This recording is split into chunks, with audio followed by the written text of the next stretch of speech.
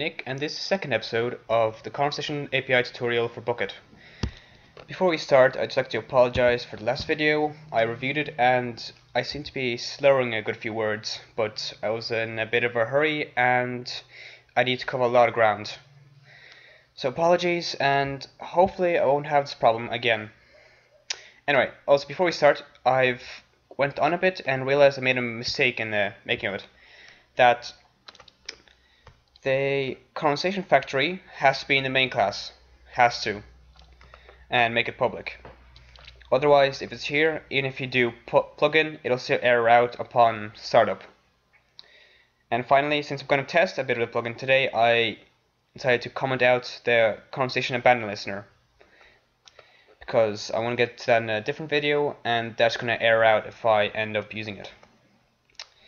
Anyway, so we run the StringPrompt. So the only problem I have with the default method is that the get prompt text on the bottom. I prefer this on top, as I prefer the chronological order of things, as that comes first, then that. Now, all we're going to do with this is return the phrase, please enter your name. What it effectively returns is a message that's going to appear right before you are prompted to enter input. So that comes on, then you enter input, then this happens, then this happens.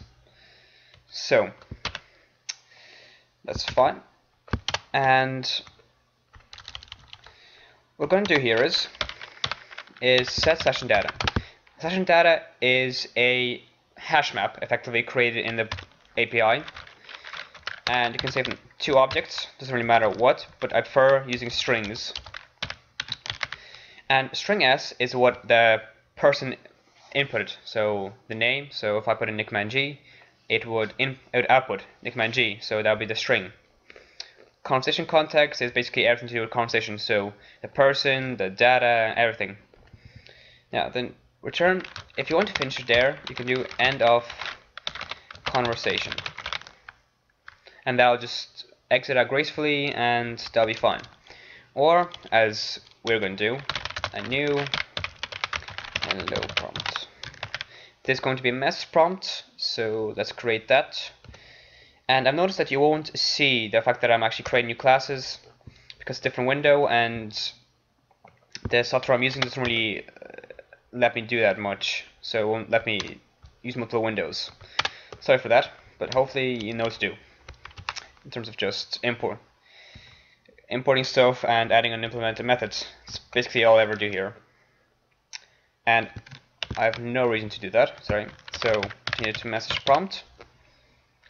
Also extends, import it, and add the unimplemented methods.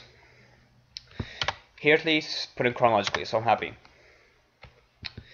Now get prompt text. So I'm just going to show you how the SessionData works a bit in terms of just let it return to you hello c.get SessionData.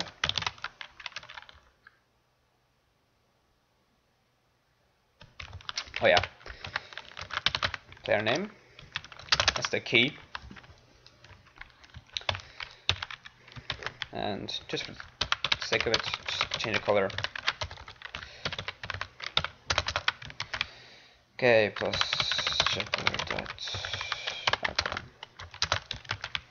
That's that. The other thing that I actually want to really show you, and the fact is that the player.sendMessage will not work here. Like, just so you really believe me this time. So we just make a conversable player. You don't have to do this because just carrying it onwards is a bit of a hassle, but well, whatever. So it'll be c.get for whom. Get for whom is basically the person talking. Oops, that. And we can do players. So we cast it to player, import that, and well, you see, even though this doesn't give any errors, we'll see now what's going to happen. So we'll send a raw message. Wait, no. CPO.sendRawMessage. SendMessage doesn't work CPO, like you'll just give an error comment. So it has to be sendRawMessage. You can do check colors all you want, so it's sure, why not. Get ready for the next prompt. And just so you can do it normally, like you can send message, I won't give any errors.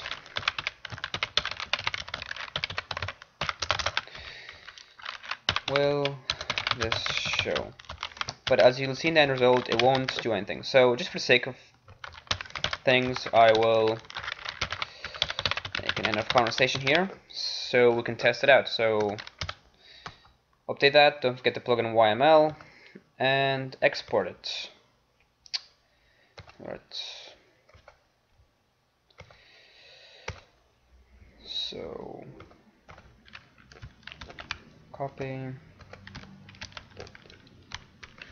plus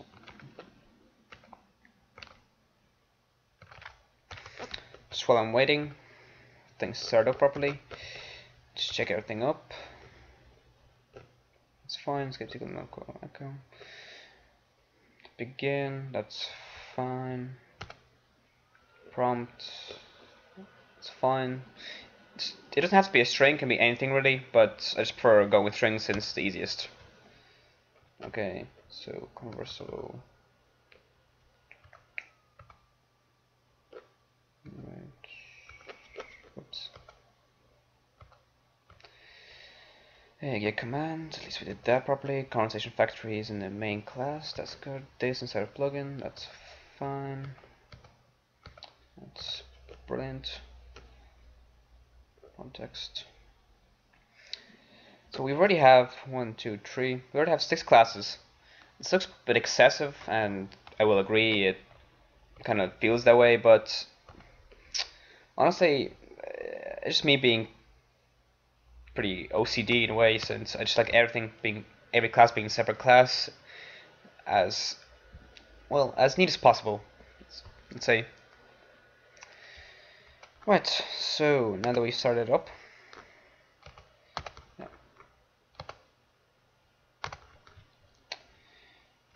and as usual my Minecraft stops responding quickly.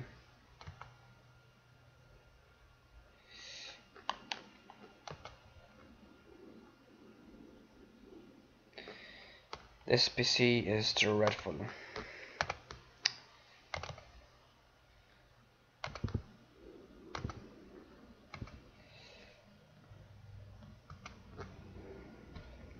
Okay, we're in. So the command I did is ctest, and you see it asked me to enter my name, so I'll enter it command G. No errors, that's good. So as you can see, the local echo, which is ℛesources, so it will message me back what I said, and no one else will see it either way. Hello ℛesources, and below it says get ready for next prompt. As you can see, it doesn't have the prefix because sendRawMessage. It's not actually a prompt, and we don't have the player.sendMessage because it's automatically blocked. So yeah, the will this show does not show up. So that's good. So what we want to do next, and I won't go into in much detail in this video, is the validating prompt. New, I don't know, I'm running out of ideas. So StringPrompt, create a class, and extends every time. Validating prompt, it's fun.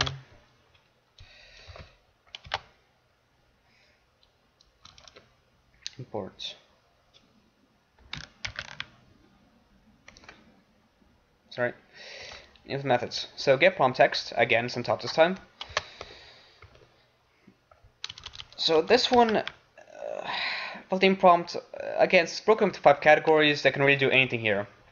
So you can make your own validation. So if it's something, you can do something. If it's not something, it's not.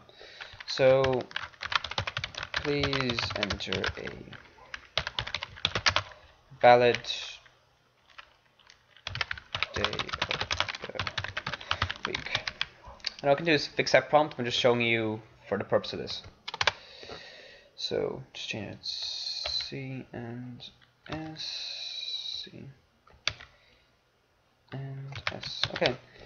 So accept validated input is fine. Is input valid? Again, this should be, well, in my opinion, should be ahead of accept validated input because it happens before that. So is input valid? Return false is if it's not valid. Return true is if it is valid. Well, you kind of guessed that. So if s dot equals to mon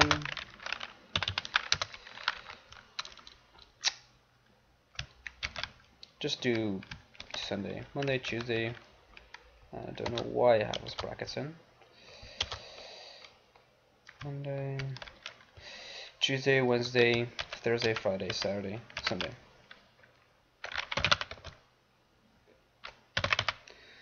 Wednesday, Thursday,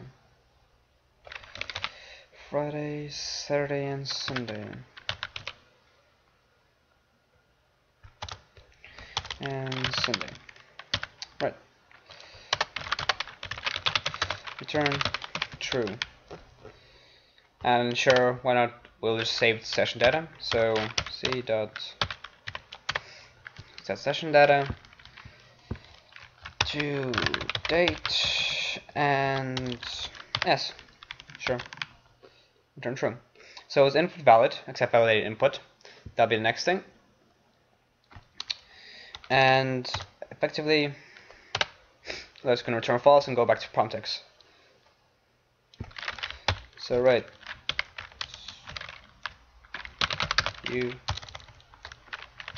so we can do s, no, it's c dot get session data to show you that session data carries on,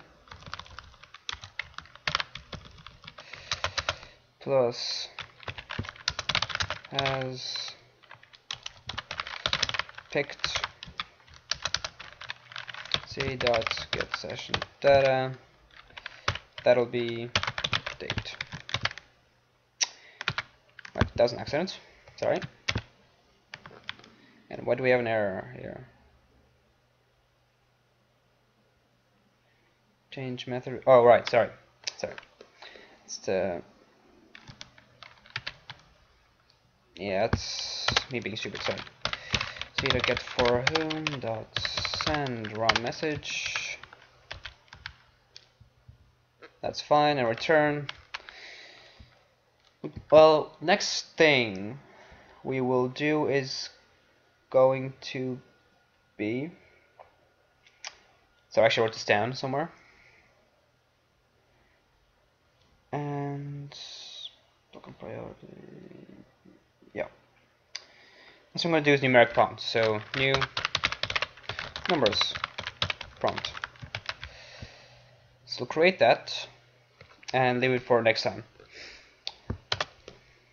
So if also you can do else if and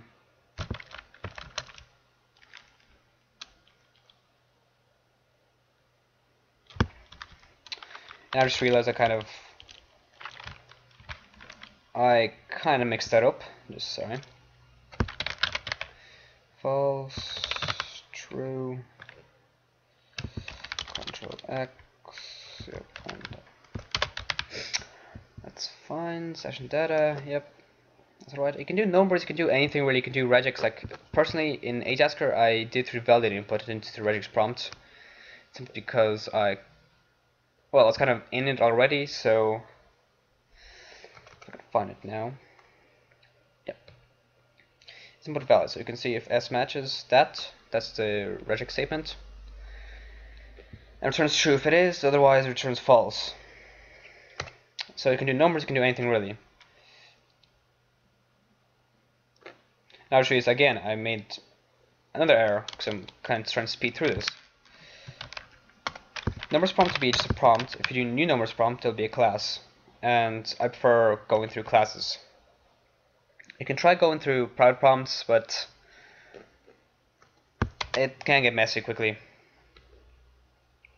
So I prefer going through this way. So we'll just change that quickly to numeric prompt.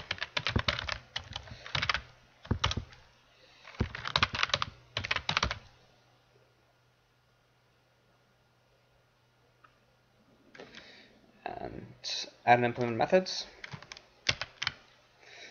And that's that. So thank you for watching this episode 2, and stick around for episode 3. You can click the image when the new episode comes out, and go to it. And I'll forgot to mention just in the last video that I will add a few resources at the bottom, some documents, some examples of it.